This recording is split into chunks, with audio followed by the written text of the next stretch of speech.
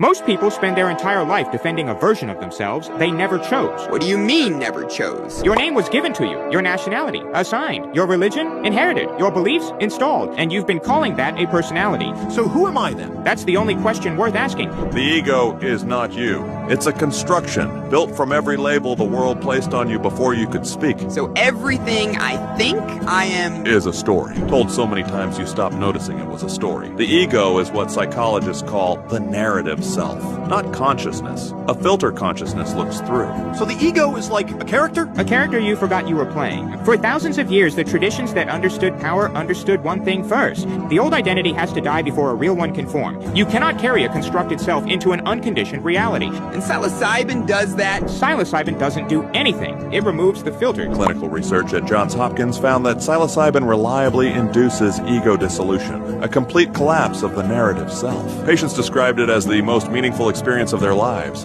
not because they saw something new, but because their old filter disappeared. What do you actually experience? You stop being a name. You stop being a body. You stop being a nationality, a history, a set of problems. And what remains is awareness itself. That sounds terrifying. It is, because the ego doesn't want to die.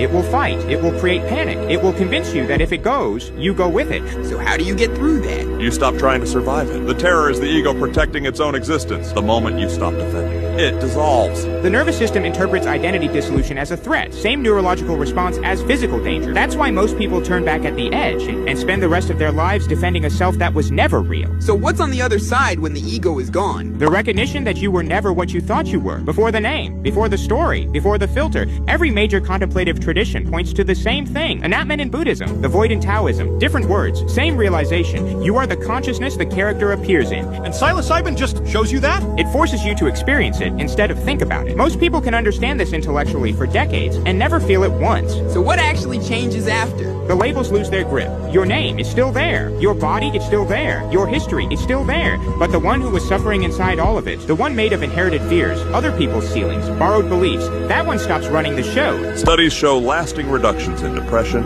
anxiety, and addiction after a single psilocybin session. Not because the mushroom fixed something, because the ego stopped defending everything. So the ego is causing the suffering. And you've been mistaking the ego for yourself. Why doesn't anyone talk about this? Because a person who knows they are the consciousness cannot be sold an identity, cannot be contained by a label, cannot be controlled by the fear of losing something they never were. So the system needs the ego intact. Everything is built on it. Every advertisement, every political identity, every tribal conflict runs on people who believe they are the character. The moment you see through it, you become ungovernable.